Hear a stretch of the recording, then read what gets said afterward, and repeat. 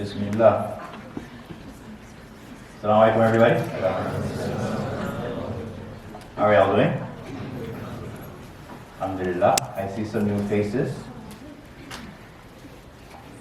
And I see a lot of recurring faces, alhamdulillah.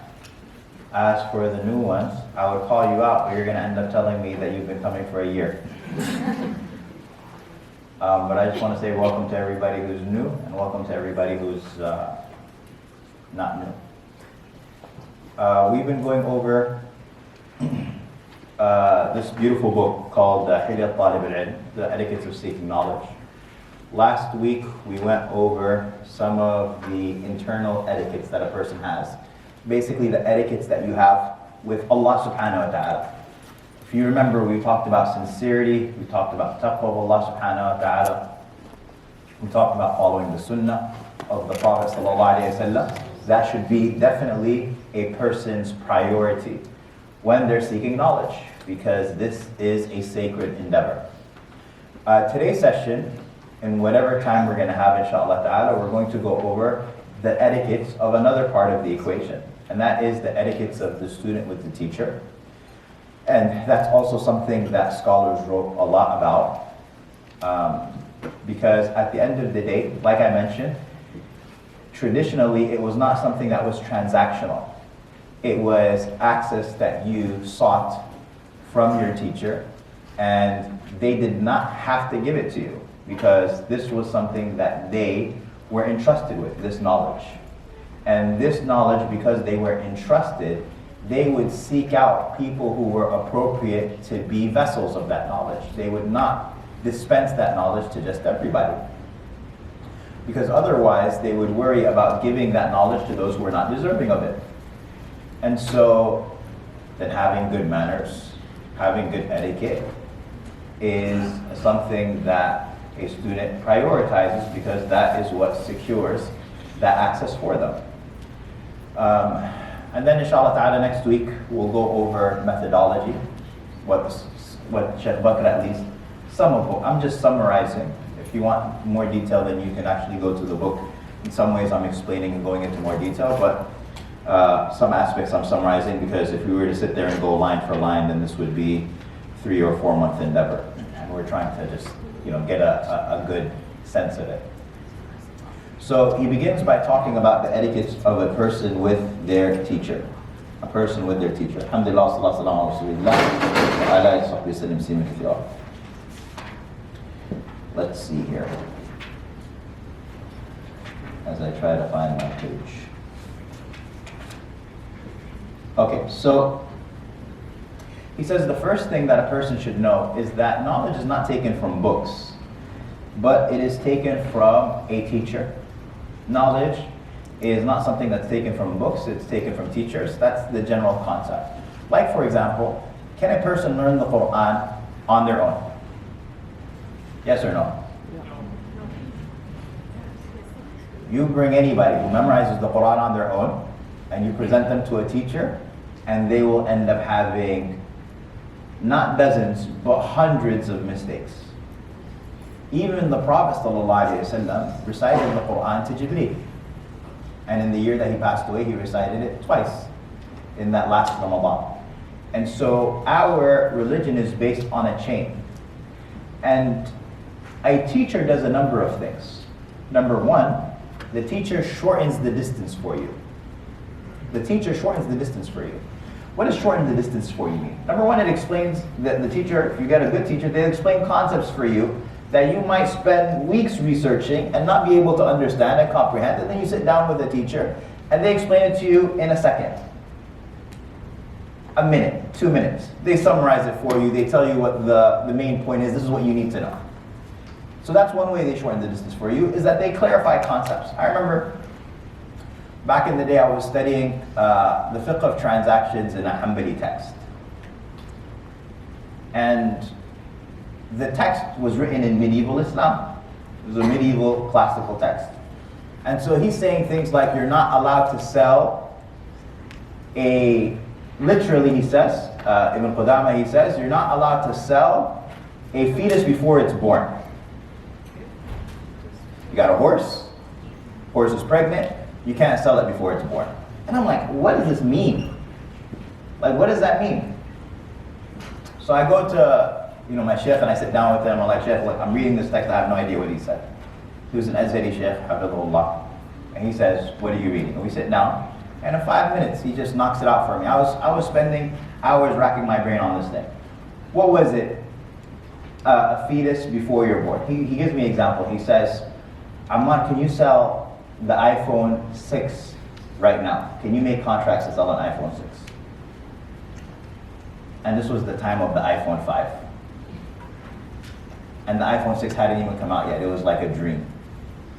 And I said, no. He said, you can't sell contracts for it, right? I was like, no. He's like, why not? Because it doesn't exist. He was like, similarly, you can't sell something that has not come into existence yet. Yes, Asher. And then there's pre-ordering. So, those are the types of things you don't say to your sheikh. You see what I'm saying? Like, you understand what they're saying and then you move on. So, but that's what the sheikh does, right? A good teacher will explain concepts for you. So they shorten the distance that way. But then number two, they shorten the distance by giving you and guiding you to what you actually should be studying. Otherwise a person might find themselves, being attracted to this series and this program and this topic, and I really want to study this and I really want to study that. And they tell you, I had one friend of mine who at 19 years old, he was well on his way of becoming a sheikh. Very, very bright. And he had traveled overseas to study, and he was at 17, 18, very bright. He was studying like the Islamic political system and economic system, and he's talking about like state level issues. And so there's a scholar there who's very well known, who he had the chance to meet, and he sat with him, and he's talking to them about the Islamic political system. So he said, the sheikh then said to me, he said, متى يجب الوضوء? He said to him, when is wudu obligatory? And then he said, I said to him, when you want to pray, salah, and for tawaf, and for lams al-mushaf, for touching the mushaf. He said, but I hesitated. And he said, just me hesitating on that like super, super elementary question, it kind of communicated the point. And the point is, like, there's things that you need to focus on before you go into the complexities.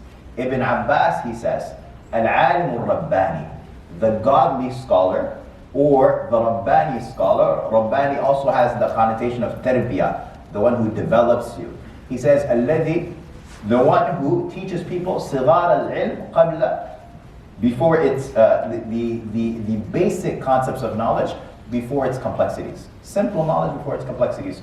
Teaching people how to crawl before they can walk. So they shorten the path for you that way. They teach you what to focus on. They teach you concepts so that you are able to build sound fundamentals. And then he says,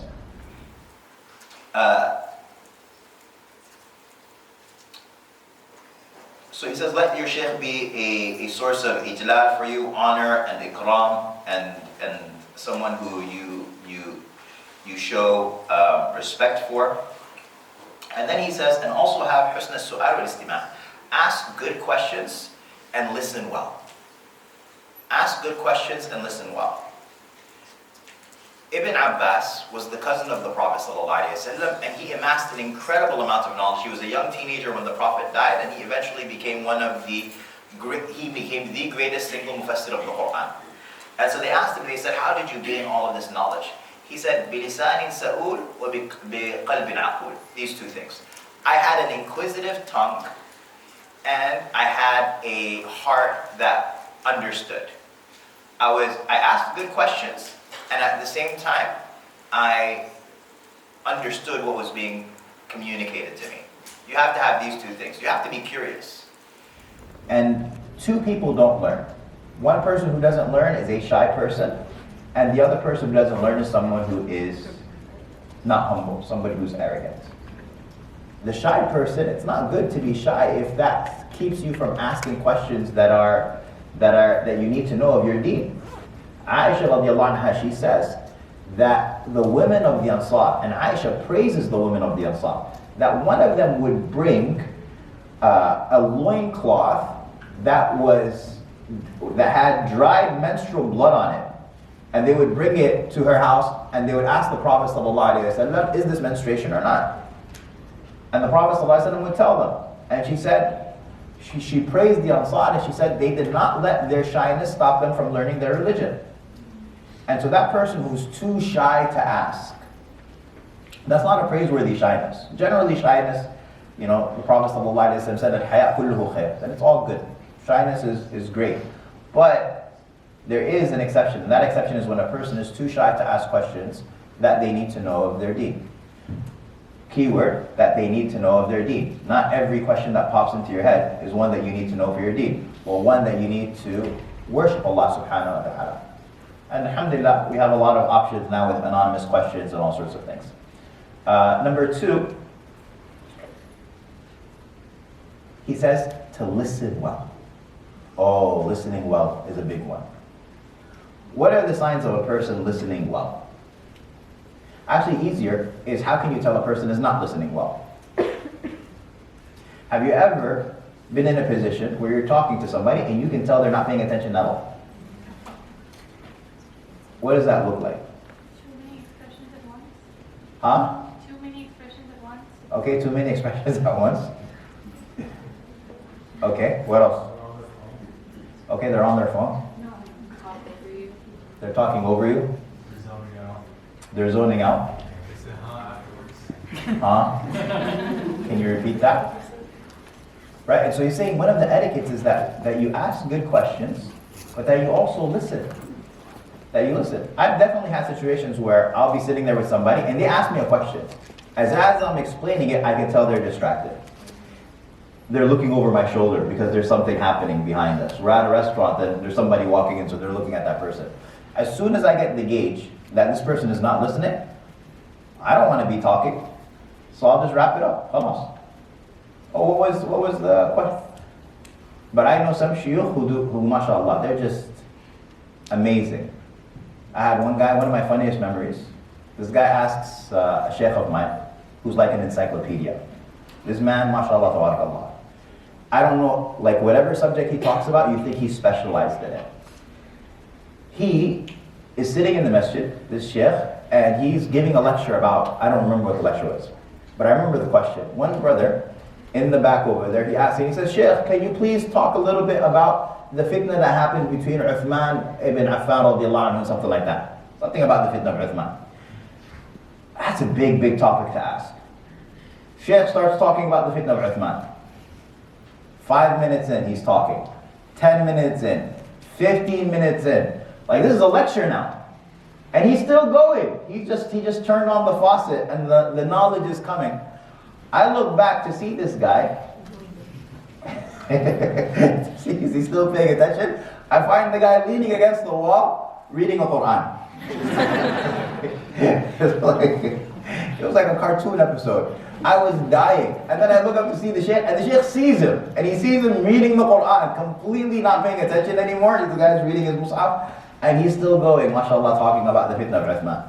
But the point here is that you do pay attention as much as possible. And that engagement, if a person is seeking knowledge, that engagement is what allows for you to continue to benefit. Because if they feel like people aren't interested, then they're just going to stop. Abdullah ibn Mas'ud, he has a famous statement, and he says, speak to people as long as they are interested. But not only that, asking questions well is not just about selecting good questions, but it's also about the timing of questions. When is a good time to ask questions?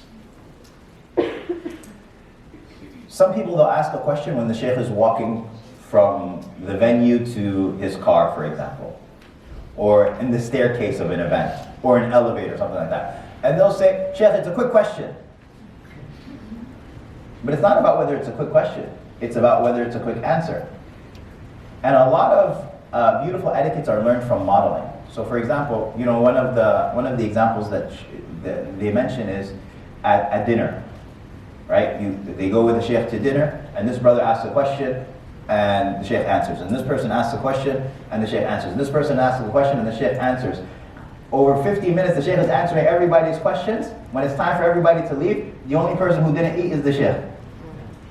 And so one Sheikh, when he noticed like everybody just keep asking, Sheikh, one brother said to him, Sheikh, could you just give us a few gems from the story of Yusuf alayhi salam? He said, he was a boy, he got lost, they found him. He's like, y'all aren't gonna. But the idea of also just paying attention. And so the point is about modeling.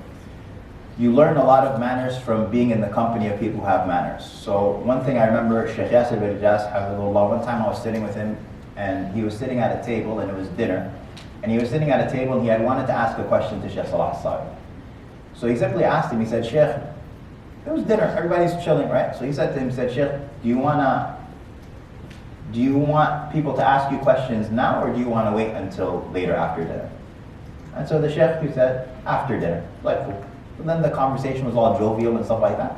And then after dinner, when they had some time, he was able to ask him his questions. But something as simple as that, it's like, do you want questions now, or do you want later? Is now the best time, or how do you prefer? Do you prefer that I send you an email? Do you prefer that I ask you right now? Do you prefer it when you're at the masjid? Like, everybody's different. But just asking that question. And by the way, these things are not all just about interacting with you, but interacting with anybody that you're seeking information from, right? These are all beautiful manners. And Islam is all about manners, it's all about etiquettes. When people think of etiquettes, they shouldn't think of the French, and they shouldn't think of the Japanese. The people with the most refined etiquettes should be the people whom their prophet was sent, and he was said, إِنَّمَا بُعِثْتُ لِأُتَمِّمَ مَكَارِمَ الْأَخْلَاقِ. I was only sent to perfect good manners, perfect good character. So, he says, ask good questions, or ask questions well, and listen well. And then he says, عَدَمَ التَّقَدُّمْ عَلَيْهِ بِكَلَامٍ أَوْ مَسِيرٍ. So he says, and that you don't speak in front of them, or walk in front of them. Now, walk in front of them is interesting, because that is more of a cultural thing. Walking in front of them. Famously, Abu Hurairah radiallahu anhu, one time he saw a man walking with his son, and he said to the son, he said, what's your relationship with him? He said, he's my father.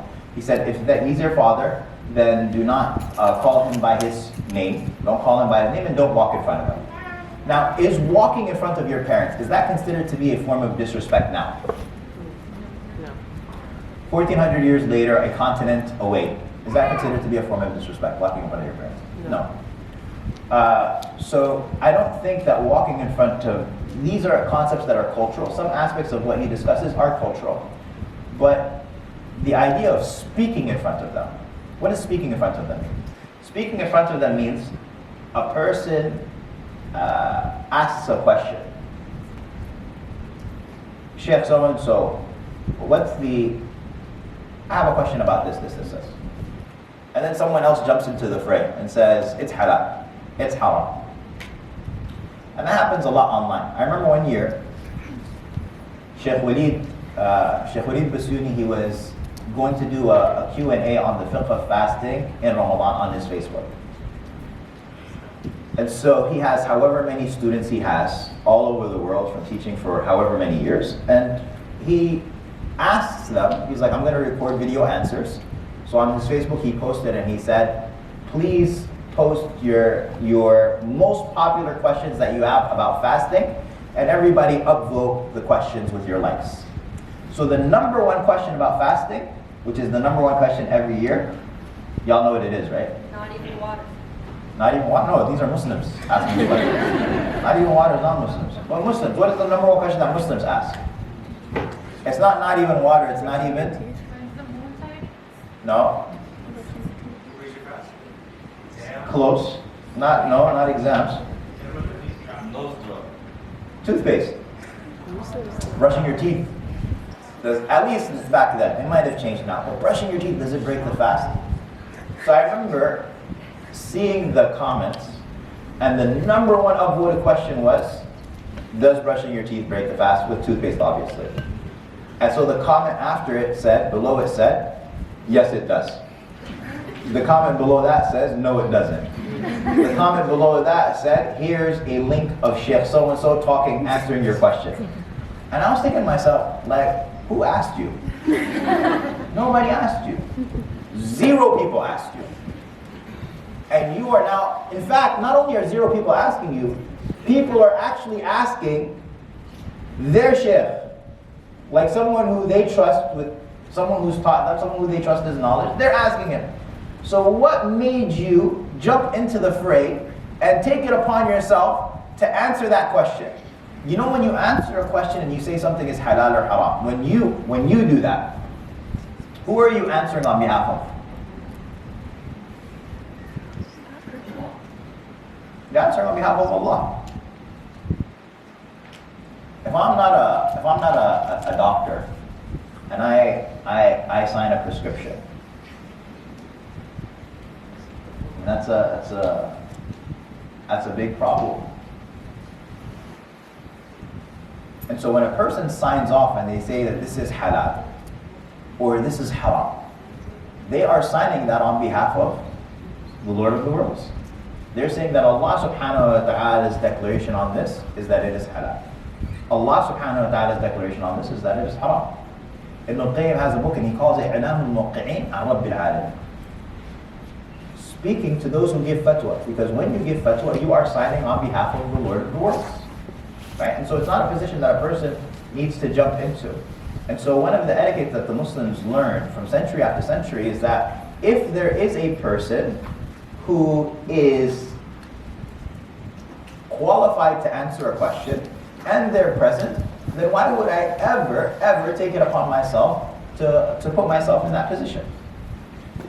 And that's part of the difference between people who grew up in masajid and people who grew up everywhere else. Because when you grow up in a masjid, and you grow up in the tarbiyah of a masjid, and a masjid has an imam. Let's say, for example, this masjid had an imam, and it's time for maghrib. Let's say this masjid has an imam all the time, like many masajids do. Not most masajids, unfortunately, but many masajids do. Somebody walks in and says, I have a question about the deen. What do? I'm minding my business, I'm out there. Someone comes and says, I have a question. I have a fiqh question. What does a normal person do? What do? You just point to there you go. You can go ask over there. No, but I want to ask you in the cafeteria. No, just go walk into the musalla. He's right there. Right? I'm not going to take it upon myself to burden myself with answering this question in front of Allah subhanahu wa ta'ala on the day of judgment. Cool? Any quick questions on this before we break for Maghrib? Alhamdulillah, wa salatu wassalamu ala rasulillah wa ala alihi wa sahbihi kathira.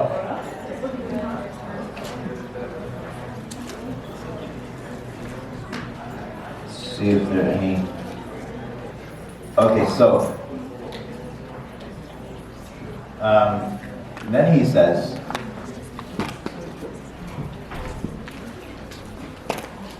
ولا تناده باسمه مجردا أو مع لقبه كقولك يا شيخ فلان بل قل يا شيخي أو يا شيخنا. So Shaykh Bakr rahimahullah, he says, and don't call them by their name. You don't just call them by their name.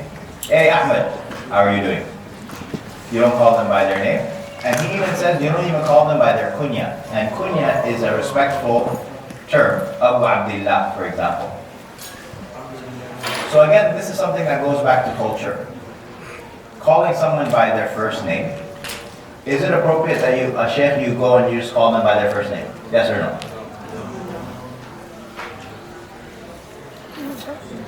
Which is interesting in the American context, because are we a culture of formality or a culture of informality?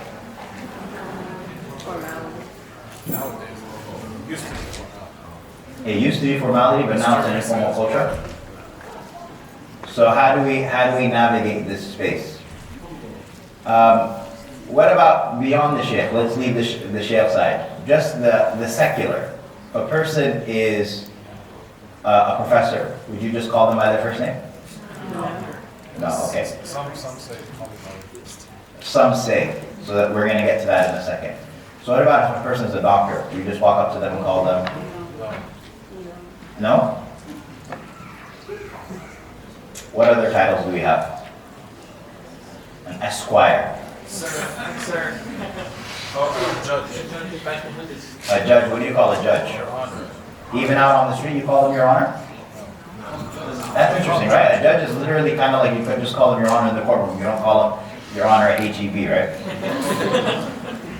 So these are interesting dynamics, but what I like to always tell people is, I don't know if we can fix this feedback or what, but to err on the side of formality, don't err on the side of familiarity with people.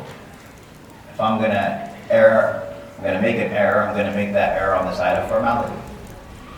Do people ever get offended by you calling them by their highest title? Does anybody ever, if a person's a doctor and you call them doctor, has everybody ever been offended that you call them doctor? No. But can people be offended when they are a doctor and you call them Ahmed? Right? But then people can respond and say, well, they need to be humble.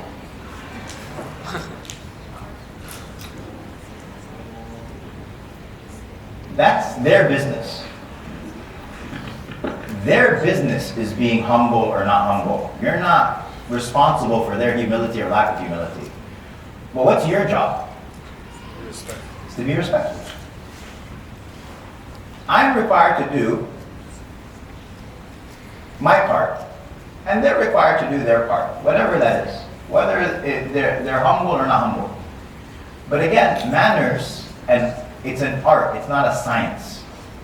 And so, for example, Muhammad mentioned, some people will tell you and say, just call me this. Okay? Let's say the default protocol is again to default to formality. Is that I call somebody Sheikh so-and-so. I call somebody Dr. so-and-so. I call somebody Professor so-and-so. Let me call them by their highest title. It's better manners. Now, and this has happened to me many times, a doctor will say to me, please, don't call me that. Just call me Ahmed. Now, if I insist on calling them doctor, after he already told me, bro, I'm not in the hospital right now, please, just call me Ahmed, I'm in the masjid. If I still insist on calling him doctor, am I winning his heart over by doing that? No. So now, the purpose of having these protocols is not being fulfilled. I'm not getting closer to his heart. Now I'm annoying him. Right? And that's something important for you to pay attention to. Imam Sheikh Al-Albani has a beautiful statement that he made. I'm sure I mentioned it here too before. To Sheikh Al-Ishaq Al-Hawani, he said to him, Al-imtithal huwa al-adab.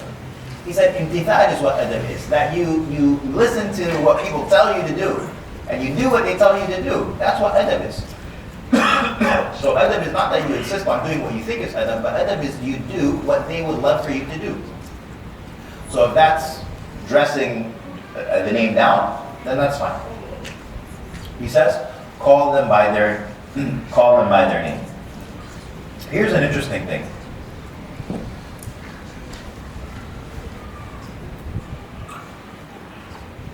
Balash, let's leave it alone. Interestingly enough, a person can say, did the companions have a culture of calling each other by these titles?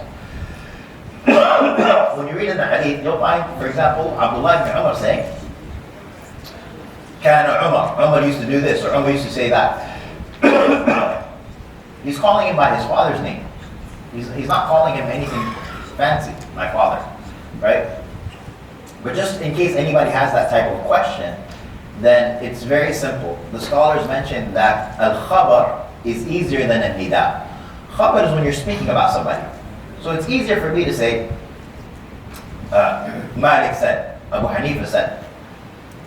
But if I'm actually speaking to my sheikh, I'm speaking to them, I'm not going to mention that. I'm going to say sheikh so-and-so. Okay? I need somebody to grab some water for me. Thank you, Muhammad.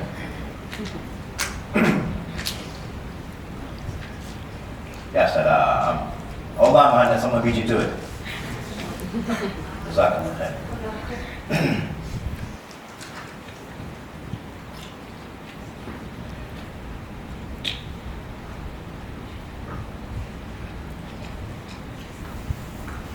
Okay. And it's a two-way street. So then he says, this is an important section that he goes to. He says, وَالْتَزِمْ تَوْفِيرَ الْمَسْجِدِ وَإِقَامَ السُّرُورِ مِنَ الدَّرْسِ وَالْإِفَادَةِ بِهِ. So he says, and a person should showcase, like, interest. They should showcase interest in the gathering. If a person doesn't showcase interest, that it causes for that person to simply wrap up the lecture or whatever it is. The more energy, like we mentioned last week, the more energy a person is putting in, the more energy that person, their teacher, whoever it is going to want to share with them. It's as simple as that. Allah subhanahu wa ta'ala says, وَإِذْ تَأَذَّنَ رَبُّكُمْ لَإِنْ شَكَرْتُمْ لَأَزِيدَنَّكُمْ, that your Lord has declared that if you show gratitude, I will increase you. And if that's with Allah subhanahu wa ta'ala, it's the same with human beings. If Allah, when you show Him gratitude, He's going to respond with more. Then human beings, when you show them gratitude, when you show them appreciation, then they're going to respond with more. I know for me, a lot of the good relationships I've had with shuyukh is just because I am not shy about hyping them up. It's as simple as that. If he gave a good lecture, I don't just walk out of the masjid like he didn't give a good lecture. I'll walk up to him and be like, Jazakallah khair, I benefited this. They're like, wow, thank you. Right? And then, or in if I'm in a community chat with one of them or a group chat with one of them and he sends a nice reflection, you know, one of the things that I hate is I knew when WhatsApp created that lazy update, you know, just like you can just literally just thumbs up the message last year. I knew that was going to kill like 80% of actual interaction and engagement. So now a person sends like the most thought-provoking message and you'll get 3 thumbs up and tell us. It's like, okay, well, why would I continue doing this, right? It's the same thing. If somebody wants something to continue, then they show appreciation, show energy for it, and that person will continue. If they get positive feedback, they're going to continue. If they don't get positive feedback, they're going to stop. So I have a sheikh of mine, he sends beautiful Quranic reflections. He just sent one, and he got like 2 thumbs up and stuff like that. And I just responded and I said, love it. I need you to keep these coming after you've, you know, I can tell when you've had some nice chai and you have a great reflection like that. Something lighthearted, but boom, you get another one. Because you took a moment to show interest and excitement and what have you. But again, if a person doesn't want that, then by all means don't do it. But if a person does, this is a path for getting more exposure, getting more access. It is to simply show interest, show excitement, show gratitude, show appreciation, all of that type of stuff. If you show gratitude to anybody for anything, they're going to increase you in what you show them gratitude for. And it's the same thing with ilm. It's the same thing with knowledge. What else? He says, if you are interested in switching to another sheikh, then seek permission from them because that is more respectful of their sanctity and it makes you capture their heart and makes them more concerned for you. If you want to switch to another sheikh, then you don't just disappear from the class. But you tell them, you say, Sheikh, you know what? There's this other class that I'm really interested in taking. What do you think? Again, if this person's your teacher, then absolutely. You know, I had a friend of mine who's a sheikh, and he had a long-standing Sunday halaqah for years. And he had a group of 10, 15 students. They were very committed. And for years, they would have this halaqah. And one time he told me, out of all of them, he said, you know, this one brother, I really appreciated something that he did. I said, what's that? This is like over 10 years ago. He said, the Al-Maghrib class came to town. This was an Al-Maghrib seminar that came to New York. And he said, everybody just no-showed for my class. No, they didn't no-show. He said, the week before, that one student, he came up to me and said, is it okay if I attend this Al-Maghrib seminar? And he said, and when he did that, everybody else was like, oh yeah, Sheikh, by the way, we're also planning on attending. So he said, I really appreciated that he respected my time to the point where, you know, he came and asked permission. And I told him, of course, no problem. But that fact that he had that consideration made him more beloved to the Sheikh. He appreciated that. But not only that, there might be times when the Sheikh might say to you, no, I don't think you should study with this person. Why? Because this person has this issue that you're not aware about. this person has this problematic view. This topic is not one that you need to study right now. You're barely aware of this and that, right? You shouldn't just be following the hype train or whatever. There are many people who, unfortunately, they spend a lot of time just jumping from program to program, topic to topic, this and this and this, and over the years, they actually find out that they built nothing. Not only that, but sometimes a person may leave one sheikh because of a momentary interest, and because they left that person, that class gets canceled or what have you, and then they're cut off of knowledge for years and years and years. They're cut off of that opportunity. So you have, for example, a sheikh who's got a regular halaqah that's happening every week or what have you, and then some big hype thing comes to town for 2 weeks or 3 weeks, and it's a one-time thing, and everybody pours out to that thing. And because of that, that sheikh stops his halaqah. Khalas. Everybody's interest is gone for that particular period of time. They stop that halaqah. If they had continued, that halaqah might have continued for 3 or 4 or 5 years or 6 years or 10 years, who knows? Right? But because of that momentary distraction, they cut it off. And there are lots and lots and lots of examples of that. I'm just reminded, by the way, about the story of distraction. Yahya ibn Yahya al-Laythi is from Al-Andalus. He's from Spain. And he came all the way from Spain to Medina to study with Imam Malik. It's a famous story. And while they were sitting in a gathering in Medina, there was a rumor that spread like wildfire throughout the entire city that a traveling elephant had showed up in the city. And for many people, this was the first time in their lives that they would ever see an elephant. They've heard of elephants, they've recited Surah Al-Fil their whole lives, and now there's an elephant in Medina. And so everybody ran and left the class. Everybody left. And Imam Malik is sitting there, and he's got one person left, and it's Yahya ibn Yahya al-Laythi from Al-Andalus. So Imam Malik says to him, "Why didn't you leave with everybody else? Don't you want to go see the elephant?"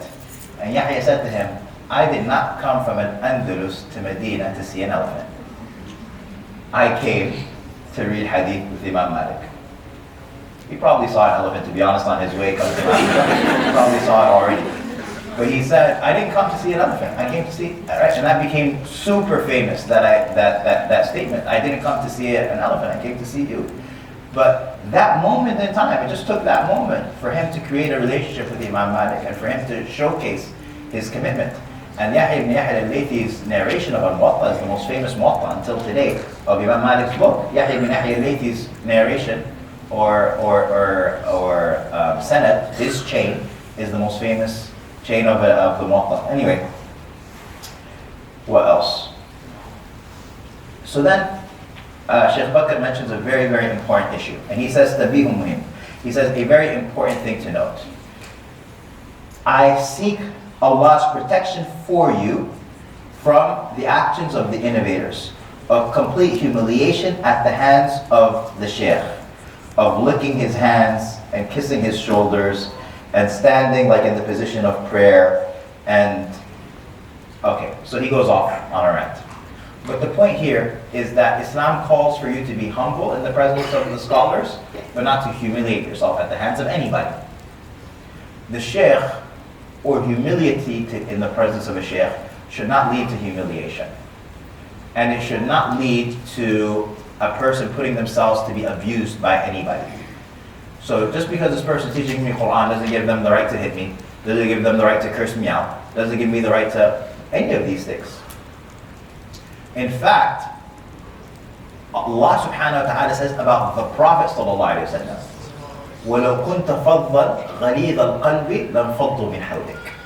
Allah says to the Prophet sallallahu alayhi wa sallam that if you, O Muhammad, were harsh and severe towards the companions, they would have dispersed from amongst you. They would have dispersed.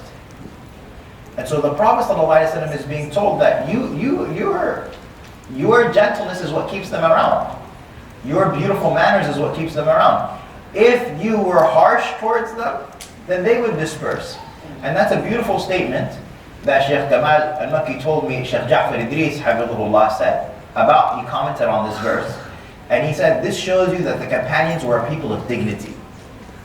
The companions were people of dignity. It's talking about the character of the Prophet, but it's also talking about the characters of the companions, that they were not a people who would allow for themselves to be humiliated by anybody.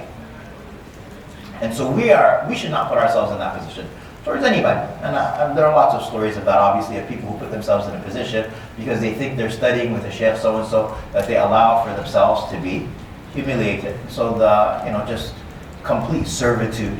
And Sheikh Bakr uses, and he says, the language of Sayyidi and Mawlai. He's a little bit maybe severe on that, but just that idea of using language that denotes servitude to anybody, he says, a person should avoid.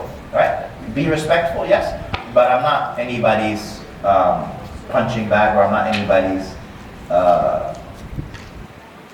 servant in that sense. Any questions on this so far? Any questions? When you guys don't have any questions, I don't know if this is like you guys are following, or this is like the worst subject in the world, or what? Yes.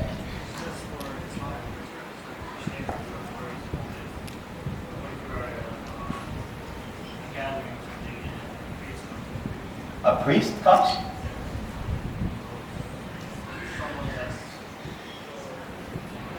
No, obviously. So the question is this concept that we're talking about, is this speaking about Islamic scholarships? Yes, speaking about. Last week, I don't know if you were here, but we were talking about when the Prophet ﷺ is talking about the virtues of knowledge, it's talking about specifically the religious sciences. It's specifically talking about Islamic knowledge. It's not talking about the sacred sciences. Although for sure, a person should show respect to anybody who teaches them anything of benefit, for sure. My teachers in any subject, that I'm respectful for them. But no, the person who teaches me the Quran, the person who teaches me the Sunnah of the Prophet, they have a higher level of reverence. This is a good question. It's hard to get access to a lot of teachers and scholars. What is the best way to go about learning from them? Is it hard to get access to teachers?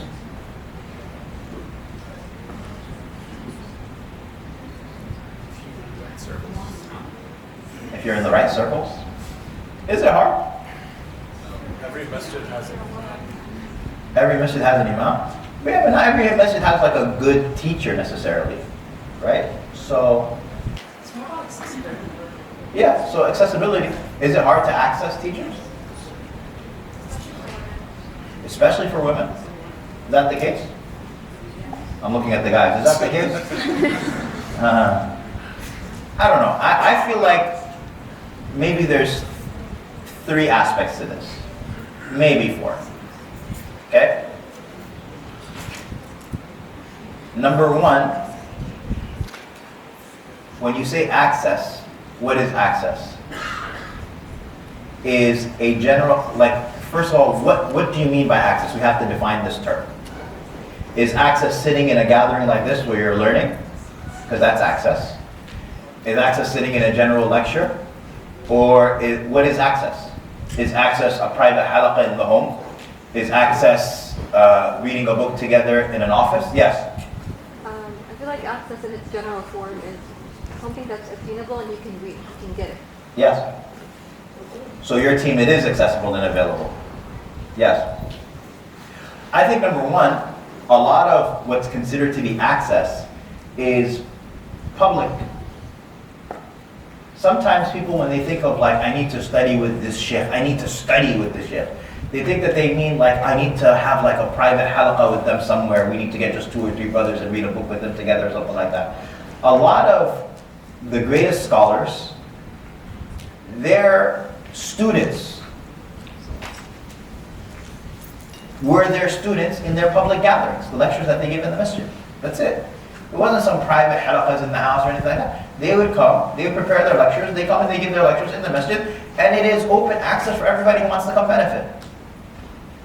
And the people who became their students just chose to benefit more. They chose to benefit more. You have the 99% or 98% who will just come and they'll attend the lecture and they'll sit down and they won't have any notes or they won't do it. And they'll just sit and they'll listen, right? And 99% of what they listened through, they're going to forget, because that's just the way that it is. But they benefited for that particular time. It inspired them for the week. They got good company, whatever. But they're not going to be able to actually study that material, and they're not approaching it like students of knowledge. And then you have people who are sitting in the same gatherings, but they're sitting there and they're taking notes, and then and we'll talk about that more next week when we talk about methodology. But it's the same axis is the point. The axis is the same. Number two, even if I wanted particular access, I said, no, I don't want the I want particular access from this sheikh. I don't think that there is a sheikh in the country that I couldn't get access to. No, it's not. It's not because of that. But it's, you know what I think it is? I think it's, people approach, a lot of times they'll approach a sheikh with the idea of, can you do this for me? Instead of me approaching them and saying, can I do this for you? If I'm thinking of what I can do for this person, then who wouldn't want you to do something for them? There's some shuyukh, like for me, if it's a sheikh who's purely Arabic speaking, then that's easy for me. I know how to approach that person. I'll take something that you wrote and I'll translate it for you, and then I'll share it with you. Because everybody has everyone has an invested interest in their knowledge spreading. And so if I come and I just translate this page for you, Sheikh, by the way, I just translated this. Do you mind if we just go over it together and see if I translated it right? Okay, I'll give you 10 minutes and we'll go over this together. And meanwhile, I'm benefiting because I translated something that I wanted to read in the first place and study with him. I mean, there's a lot of ways that you could approach something like that. It could be very, very simple. It could be translation, it could be social media. Oh my God, social media. You have no idea of social media. No idea. Somebody comes and says, I want to take care of this page or that page or what have you. Oh, look, you just became one of their best friends. Simple as that, right? Or whatever projects that they're involved in. You volunteer for those projects. Not necessarily because of the project, but because of proximity to this person now. Right? I mean, there's so many different ways. Imam Malik was excellent at this. Imam Malik was excellent at this. When he was a student, his teachers were all the same. And he was a young kid in Medina, a young man in Medina. Medina was filled with scholars. Medina was filled with scholars. How does he get the time of day from these scholars when he's just a teenager in Medina? So two scholars that he particularly learned a lot from. Number one, his name was Nafi'. Nafi' was the freed slave of Abdullah ibn Umar. Nafi' was the freed slave of Abdullah ibn Umar, and he knew the fiqh of Abdullah ibn Umar, the great companion of the Prophet ﷺ. But Nafi' was a very tough character, and he was not interested in sitting down and teaching this young man, Malik ibn Anas. He had no interest in it. So Imam Malik knew there's no way that I'm going to be able to get him to sit down and lecture me or teach me like that. So what he would do is he would wait for him to be walking towards the masjid, and when he would see him walking towards the masjid, he would walk towards him as if he just happened to be stumbling upon him, and then he would come to him and he would say, what does Abdullah ibn Umar say about such and such? And Nafi' would say what it was, and then Imam Malik would be like, Jazakallah khair, and he would walk off. Because he knew if he stayed for too long, he would annoy him. And he didn't want to annoy him. He was happy to get one answer to one question every time he saw him, and that's it. I got to play the long game with Nafi'. That's what I have to do. Another time with Imam al-Zuhri. Imam al-Zuhri is one of the great scholars of the Tabi'een. He's one of the greatest scholars of the Tabi'een. And he is a person who's considered to be a node in the chain of hadith. He's somebody who, so many chains of the third generation, they go through Ibn Shihab al-Zuhri. He is a star. When he shows up in Medina, the entire city knows that Ibn Shihab arrived. And so his halaqah of hadith, there are hundreds of people sitting there, and Imam Malik is so down the pecking order as a teenager that there's no way that he's going to have any access to this person. And then it's Eid. And on Eid, Malik is sitting to himself saying, هَذَا يَوْمٌ يَخْلُو فِيهِ ابْنُ شِهَابٍ. He says, today's the day where Ibn Shihab is going to be free. Because he's not from Medina. Everybody's busy, right? On the day of Eid, everybody's busy. The masajid are empty, all that type of stuff. So Imam Malik goes and he knocks on his door. Who is it outside? Ibn Shihab's servant says there's a young blonde man outside. Ends up being a young Malik ibn Anas. Ibn Shihab says, what do you want? He says, تحدثني. Narrate hadith to me. Ibn Shihab says, okay, sure. He caught him unoccupied, nobody else, the day of Eid. And so Ibn Shihab then narrates 40 hadith to him. 40. Right? And for them, hadith means also the chain of narration, also the narrators. So he gives him 40 hadith right off the cuff like that. Imam Malik is writing them down. He says to him, Zidni, give me more. And he says, no. He says, go back and memorize these. And if you memorize it, you'll be of the huffaz. You've got 40 of these hadith down. And then Imam Malik says to him, قَدْ حَفَظْتُهَا. I've memorized it. Right now I've memorized it. So Ibn Shihab goes and he grabs the alwah, he grabs the tablets from Imam Malik, and he says to him, okay, recite them to me. And so Imam Malik, with his photographic memory, he recites back those hadith. And so Ibn Shihab says to him, قُمْ فَإِنَّكَ مِنْ أَوْعِيَةِ الْعِلْمِ. He says, get up, you are a vessel of knowledge. He says, get up, go. You're a vessel of knowledge. But the point is, everybody's different. There's some people who you're going to have access this way, there's some people you're going to have access that way. But I think one of the easiest things that a person can do is to simply ask themselves not just, how do I take from this person? Because everybody's time is very valuable. Like, how do I, and most people, they're already giving so much to the community. But it becomes, how do I give to this person in a way that will be mutually beneficial? It's a great question. He has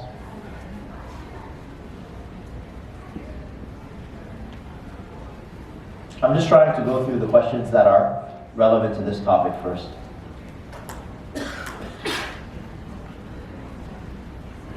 For those of us that listen to mainstream shuyukh, would you always refer to them with the title of Sheikh so-and-so? Or is it appropriate in khabar to say their name only? Like I mentioned, when khabar is easier than when you're speaking to them. So for me to say, Ibn Uthaymeen said, that's easier. Because it's the third person, they're not there. But when you're speaking to them, then yes. But to be honest, for me, if you're asking me, I always use the Sheikh title when I'm even speaking about them passively. Like I remember one time I was traveling, and I do this a lot, but a person said to me, it's like a young guy, he was a teenager, he was picking me up, and he said, you live in Houston? How's Salah Sai? I said, who's that? And he said, no, Salah, you don't know Salah Sai? I said, no, who's that? Is that like your, he goes, you don't know, he's like a big sheikh there. I was like, oh, Sheikh Salah Sai. I thought you were talking about your cousin or something. Like I thought you went to high school with somebody named Salah Sai. I don't know who that is. Like, call that person by their title. So Salah, Sheikh Salah Sai. You mean that person who had a PhD before both of us were born? Oh, that person. Okay. Yeah, Sheikh Salah Sai. I know who that is. Right? Sometimes people will say, there's one guy I tease, he goes, I was talking to Yasir Qadi. I said, who's that? He goes, Sheikh Yasir Qadi. Oh, Sheikh Yasir Qadi. Yeah, I know him. I thought you were talking about somebody who went to high school with. So,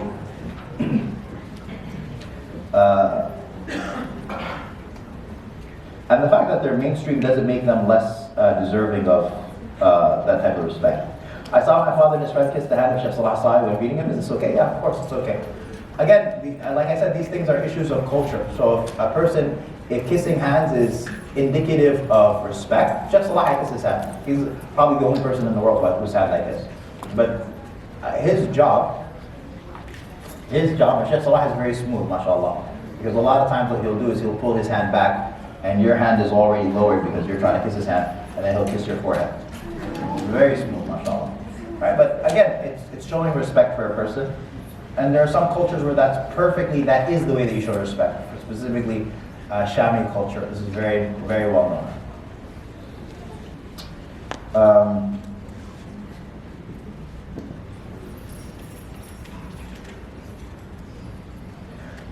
A last point, he says, رَأْسُ مَالِكَ أَيُّهَا الطَّالِبْ مَنْ شَيْخُكَ. He says that your capital is who is your sheikh. That is your capital. Your capital is who you take as your sheikh. This knowledge is your deen. So pay attention to who you take knowledge from. And we live at a time when people take knowledge from people, number one, who are completely unknown. People are taking knowledge from faceless YouTube pages. Like there's no person there, it's just a voice. Or it's a person whose credentials are unknown, right? It's just a person with a popular channel or what have you.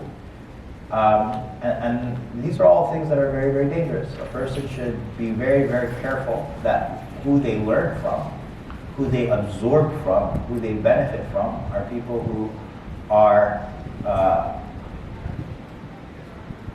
have integrity, are people who have taqwa of Allah subhanahu wa ta'ala, and people who have knowledge. People have knowledge. And then the question becomes, well, what if I don't know? I don't know if a person has knowledge. I don't know, how do I know if this person has knowledge or not? If a person doesn't know, then ask. That's number one, ask. Just say, is it okay for me to study with this person or that person? That's the point, is that you ask those who you do trust. That's number one. And then number two is a simple way also, a simple rule of thumb, is look at what platforms or what institutions are platforming them. If there's an institution that's platforming them, then it's easier. There still might be some red flags because institutions platform people for a wide variety of reasons. But at least you hope that they're within a particular framework. So if I see a person, for example, who's a professor at an Azhar, then that gives them a little bit of qualifications. I see this person is an imam at a masjid, for example. That's different than some person talking out of their mother's basement, for example. A person who's actually has some sort of community presence and has some validity, some social proof. Okay? And Allah knows best.